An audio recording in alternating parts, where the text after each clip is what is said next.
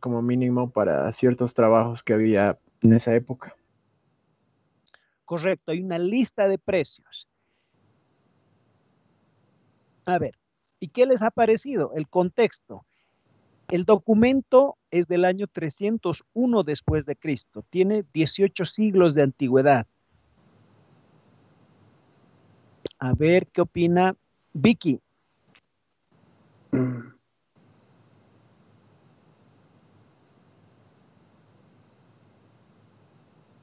Levantó la mano José Miguel Velasco. Sí, quería hacer un comentario.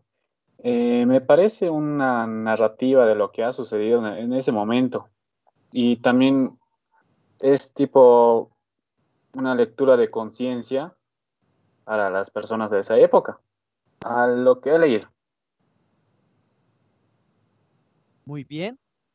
¿Alguien más? Tomás Ticona. Dicen, buenas noches. Eh, a lo que he leído, dicen, acá el Estado coloca a sus productos ciertos montos, bueno, importes que no excedan para, para que estos, o sea, no quiere que acapare todos, no quiere que vendan todos el mismo producto. ¿Por qué? Porque unos venderían más caro y otros más barato. O sea, el Estado quiere que haya una línea recta, digamos, ¿no? De los precios. Eso entendí, Lisa. Muy bien, Tomás. Trasládenlo al 2021. Imaginen que hay una lista de precios.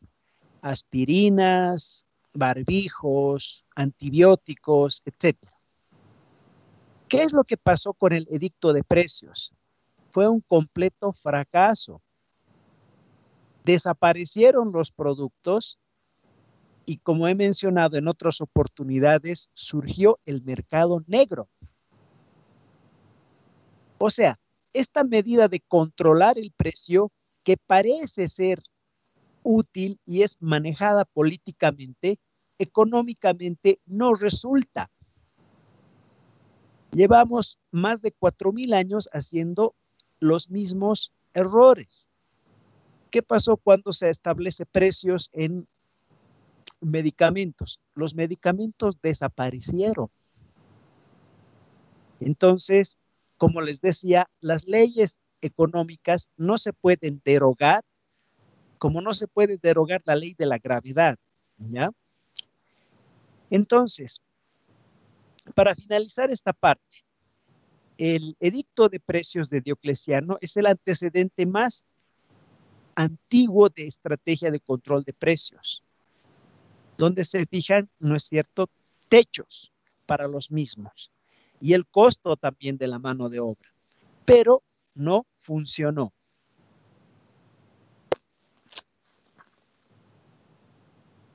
Ahora la pregunta es, ¿por qué se sigue controlando los precios hoy en día?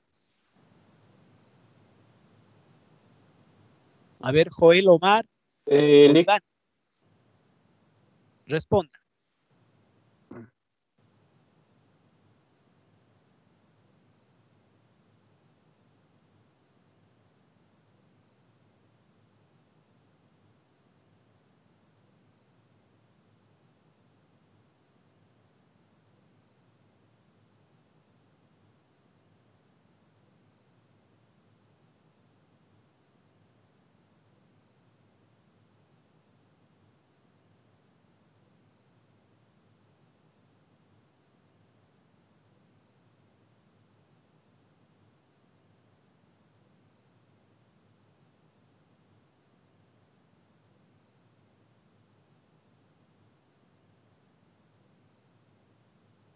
Muy bien, hay diferencias regionales económicas. Eso se estudia en una materia que se llama desarrollo regional. Y bueno, podemos hablar de un precio general. ¿Tiene chance de imponerse?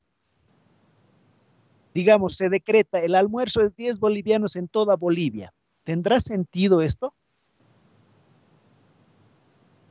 No, licenciado. No, dice no. ¿Por qué? En algunas partes y otras partes no. Sería macanudo decir, casera, no me puedes cobrar más de 10 pesos, pero las caseras van a hacer caso, sabiendo que en cada región hay diferentes platillos, diferentes costos de transporte que afectan, ¿no es cierto?, al consumidor final. No se puede hablar efectivamente de un control de precios y eso tiene que ver mucho con la parte monetaria. No podemos pretender controlar porque si pretendemos hacerlo significa que sabemos todas las respuestas y no las tenemos todas. Muy bien, para cerrar esta parte, anótense.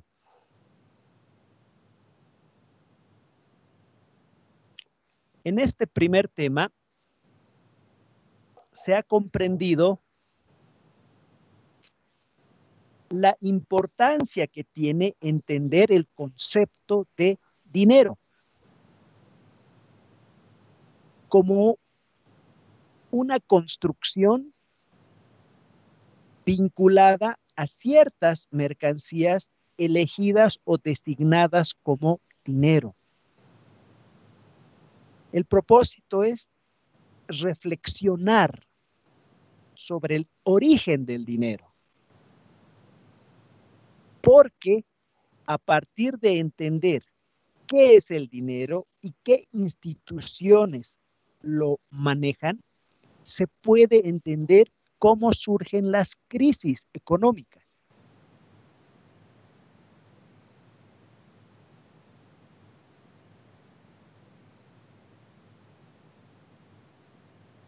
Entonces, para cerrar este primer tema, hemos comprendido la complejidad de la historia monetaria y hemos comprendido la interrelación que tiene con la política. Para profundizar en este primer tema, se debe estudiar pensamiento económico e historia económica.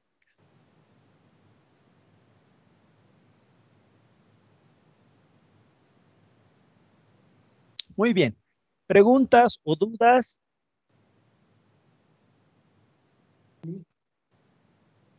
Adelante.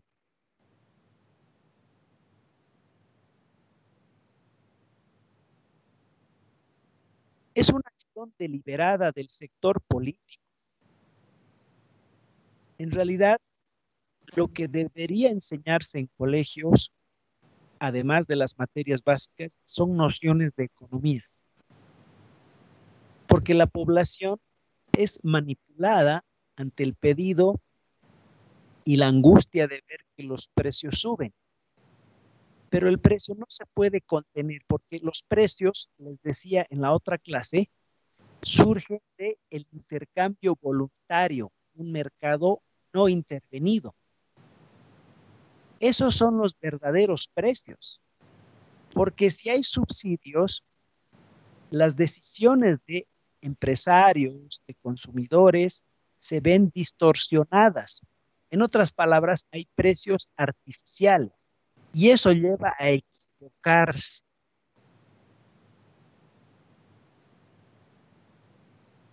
Remítanse a las pruebas empíricas, así como se decretó un control de precios para la aspirina desapareció en el mercado y muchos medicamentos.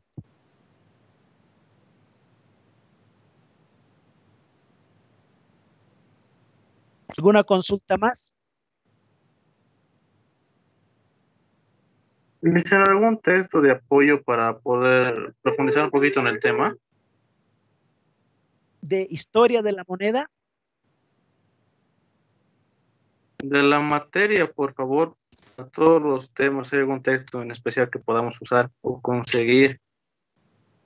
Les recomiendo entre a la plataforma Moodle de la universidad. Ahí está la bibliografía y les voy a ir subiendo textos conforme avancemos los temas.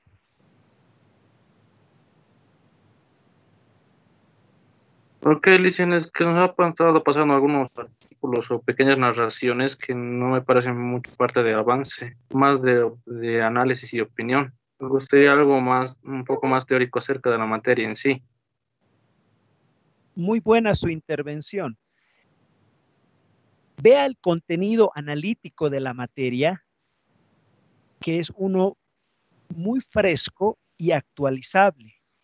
Esos temas no están contenidos en ningún texto que existe en el mercado. Y la ventaja está que se puede ligar y actualizar en función del contexto. Es decir, no tenemos en la materia un libro de texto, a eso me refiero. Ya, listo, muchas gracias. Sin embargo, es necesario que ustedes cuestionen o interpelen el rol del docente, porque así crecemos, ¿de acuerdo? En las explicaciones, así entendemos el porqué. La materia de teoría monetaria no es una materia memorística, sino es una materia analítica, porque necesitamos saber qué decisiones tomar. Las corrientes de pensamiento económico dan recetas que se memorizan. En cambio, el ingeniero comercial precisa orientarse conociendo esas recetas. Entonces, de esa forma se estructura el contenido y el avance en la materia, ¿vale? Pero siempre estoy abierto a sus comentarios, a sus aportes para mejorar lo que estamos haciendo, ¿vale?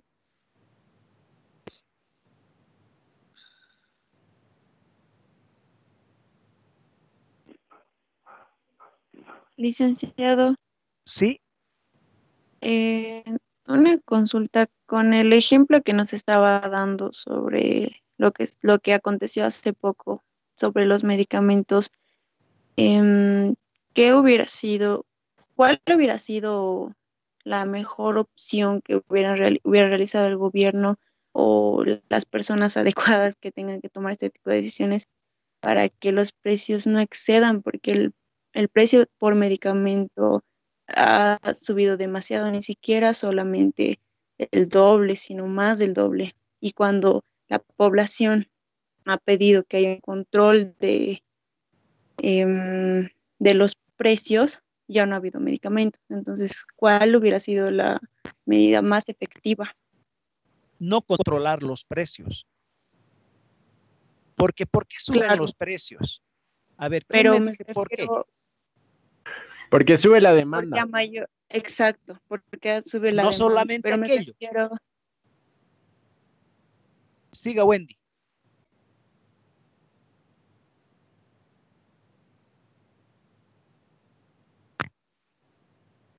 Por especulación también, creo yo. ¿A qué se debe la especulación? A que hay una gran demanda y del otro lado, ¿qué hay? Oferta fija.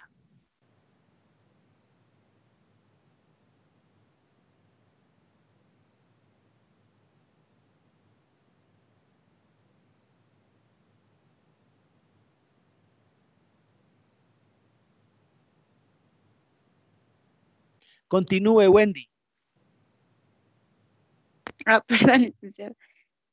No, o sea, me refería, como usted ya nos ha explicado, que controlar los precios hace que el producto en sí desaparezca, pero ¿qué se podría haber hecho para que el precio no sea tan inaccesible? Porque ya no se, o sea, mucha gente tengo entendido que no podía acceder a los medicamentos antes de que suban los precios, o sea, a eso me refiero. No intervenir el mercado de medicamentos. Porque, ¿qué pasa? Al principio, con el susto, muchas personas adquirieron barbijos o antibióticos o los medicamentos que se iban poniendo de moda por pánico. Pero ¿qué pasa? Yo tampoco voy a comprar como consumidor 20 cajas de barbijos. O sea, yo tengo un límite, por más que esté asustado, ¿sí? Y yo, si hallo satisfacción en el mercado, ya no vuelvo a comprar más.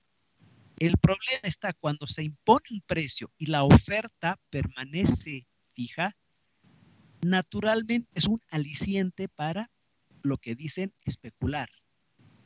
Y de otra parte, que tampoco existían en el mundo barbijos o medicamentos, porque los compraron en grandes cantidades, Estados Unidos, Alemania y los países más ricos, primero agotaron la producción de los laboratorios y no había en el mundo más que saldos. Por eso es que los precios se dispararon a nivel mundial, no solamente en Bolivia. Claro que sí, es evidente el tema especulativo, pero no es el determinante. No es que sean malas personas que están lucrando con la salud.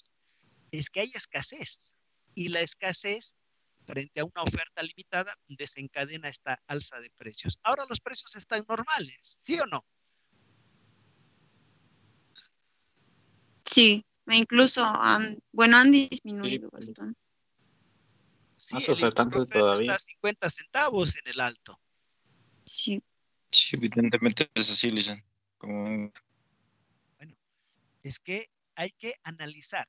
Por eso les digo, en la materia están orientados los temas de forma analítica, porque las historias que nos vienen a contar en el mainstream de la economía, pues terminan en desastres, como van a ver más adelante. ¿Ya? Entonces, siempre dar la información y reflexionar. Eso es lo importante. Muy bien, colocamos como tema número 2. Dice, disculpe, antes de continuar, Sí, por los análisis que estamos haciendo, no sé si estoy bien, pero me parece que lo que primero, por lo que a mi entender, tendríamos que primero identificar en qué tipo de mercado estamos, ¿no? Porque ahorita el análisis de los medicamentos que hacíamos, lo que yo veo, no da señal de que estamos en un mercado de competencia perfecta, en donde el precio lo pone el mercado. Si hay más demanda, la oferta evidentemente va a ser más cara, ¿no? No sé si estoy entendiendo bien. ¿Me puede corregir, por favor? claro que sí. El modelo de competencia perfecta no existe. Es un invento de la escuela neoclásica. En la competencia perfecta hay un número muy grande de compradores y vendedores, y entre ellos se fija el precio. No hay modelo de competencia perfecta en los medicamentos, porque una cosa son las farmacias que venden al detalle y otras son las cadenas farmacéuticas. O sea, no juegan en igualdad de circunstancias. Los supermercados, cuando compran a los laboratorios, por decirles 1,000 cajas de un medicamento, el laboratorio les regala 50. Y ese regalo lo pueden trasladar a precios bajos. Por eso en las cadenas de farmacia se puede encontrar a veces precios competitivos y más caro en las farmacias de barrio, ¿me entienden? Entonces, no es modelo de competencia perfecta, ese es un modelo teórico, no real. Lo ideal es que haya competencia, que ese es otro principio, pero cuando hablamos de si es un modelo de competencia perfecta, no, pues no es así, ¿verdad? Porque en ese modelo nadie se sale con la suya. En cambio, en el modelo actual, dependiendo del tipo de mercado, los que manejan grandes volúmenes sí se salen con la suya. ¿Se ha entendido? Sí, pero lo que he podido percibir es que no solo las cadenas farmacéuticas tenían los medicamentos. Habían personas independientes que se han dado modo de conseguirlos y venderlos por redes sociales, por Facebook, por ejemplo, y que lo vendían al mismo precio, incluso más caro que en las cadenas farmacéuticas, lo cual les generaba ganancias extraordinarias en realidad. Y como que cualquiera podía conseguir el medicamento y venderlo. En realidad no era cualquiera, sino que provenía posiblemente de estas mismas cadenas que daban a personas y estas hacían el juego del mercado negro, ¿ya? Les contaré una historia muy antigua de los discos pirata, que resulta que de la empresa que legalmente traía los discos de Estados Unidos originales, ella les daba a los piratas. Entonces, la empresa que hacía la piratería era la empresa que traía los discos originales, ganaba dos manos. Ese es un mercado real. ¿Se entiende? Sí, licenciado, se entiende. Sí, Lice. Muy bien, entonces colocan tema número 2.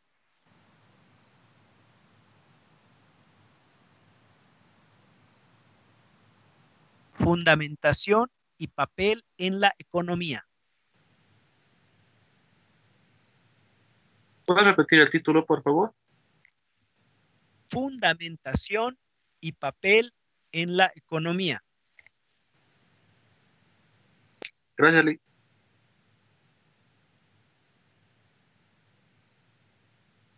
Como primer punto, vamos a arrancar con la definición de política monetaria.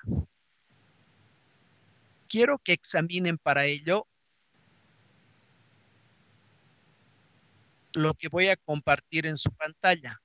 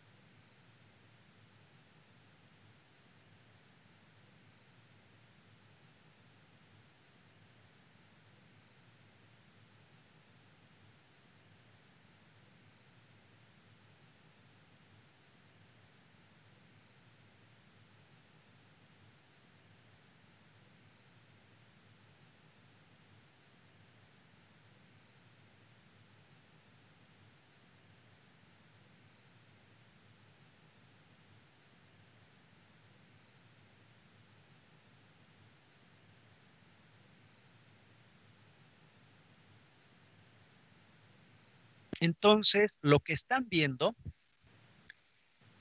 es la política monetaria en sus dos versiones, expansiva y contractiva.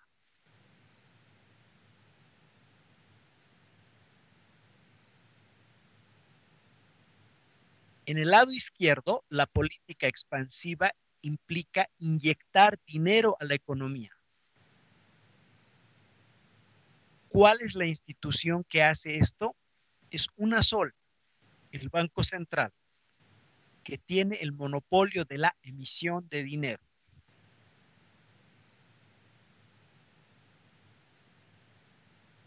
¿Cuál es el lado negativo de la política expansiva? Vean abajo. El incremento en los precios, la inflación, a causa de mayor cantidad de dinero. ¿Qué ocurre a la derecha? En la flecha amarilla se representa la política monetaria contractiva, que significa retirar dinero de la economía. ¿Cómo se hace esto? Con operaciones de mercado abierto, es decir, el Banco Central entrega papeles llamados bonos a los bancos comerciales y estos le dan dinero al Banco Central y ese dinero se almacena, se saca dinero de circulación. ¿Cuál es el lado negativo de esa política?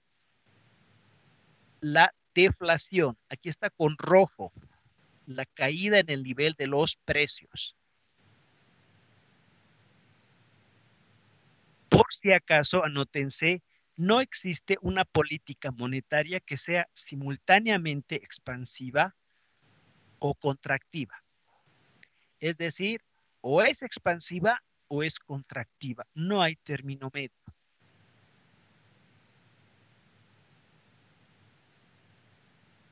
¿Hasta acá alguna pregunta, alguna duda?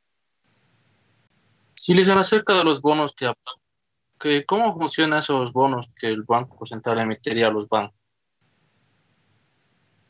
Sucede que emite instrumentos de deuda, el Banco Central, que prometen pagar un interés específico al tenedor del bono, al comprador.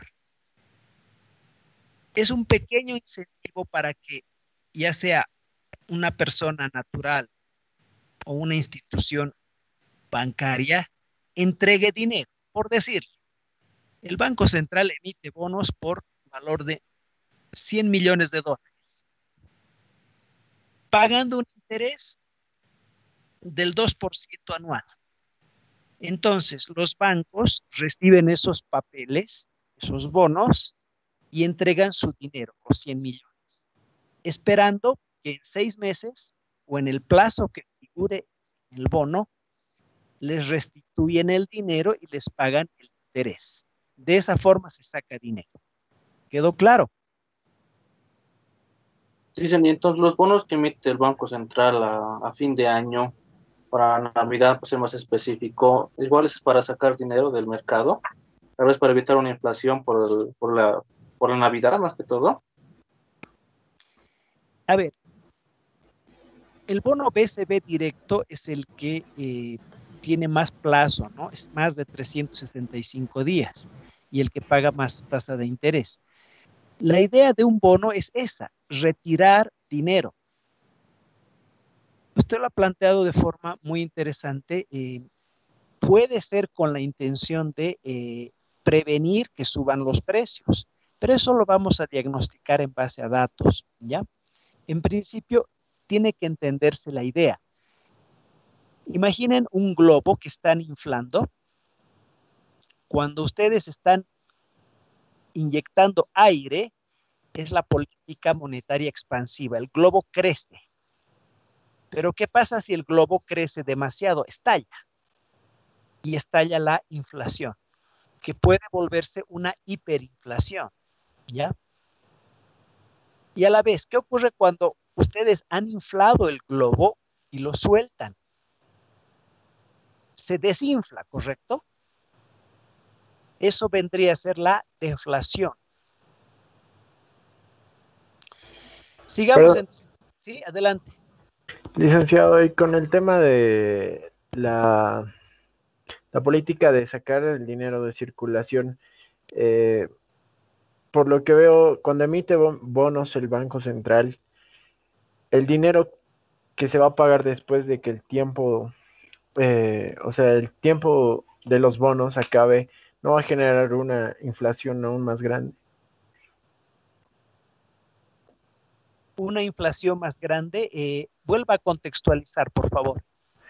Es decir, el banco emite los bonos y con esta acción saca dinero de circulación, ¿no? A través de sus bonos que van a ser comprados por los bancos privados. Pero mi pregunta es, una vez que el tiempo de, o sea, una vez que los bancos privados quieran recoger el dinero que han invertido, ¿esto no va a generar una inflación aún más grande? Genera un problema de deuda, pero no de inflación, porque la inflación, como se define, es el incremento sostenido y generalizado en el nivel promedio de los precios. Naturalmente que se va a tener que imprimir dinero, ¿no es cierto? Usted se ha dado cuenta, para pagarle a los bancos, devolverle el dinero y el interés. Significa que crece la masa monetaria. Eso es verdad. Pero la idea de la política monetaria es alternativamente ensayar a introducir y a extraer dinero. ¿Se han fijado la señal de celular, que son dos triángulos, ¿no es cierto? En sus celulares, cuando hay buena señal, están los dos activos, ¿sí? Cuando hay mala señal, se pierde. Más o menos se tiene que alternar expansiva y contractiva, ¿ya? Para que haya estabilidad. ¿Me han entendido? Como la estabilidad de la señal del celular. Política expansiva, introducir dinero; política contractiva, retirar. Hay que balancear ambas, ¿vale? Está bien, licenciado. Anotan entonces. La política monetaria es cortoplacista. La política monetaria es cortoplacista. Perdón, embargo, ¿cortoplacista o cortoplacista? de corto plazo. Sin embargo, anotan, existe un rezago para que se sientan sus efectos en la actividad económica.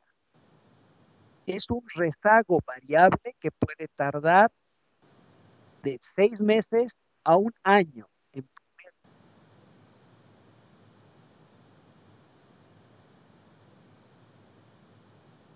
Perdón, licenciado, ¿puedes repetir, por favor? El rezago en la política monetaria puede ser variable, tardar de 6 meses a un año en influir en la actividad económica real.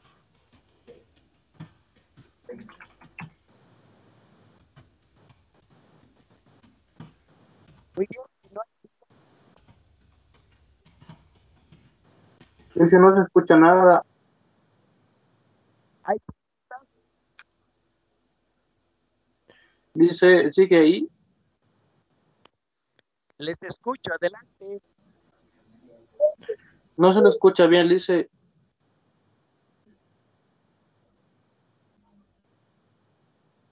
Vayan al chat.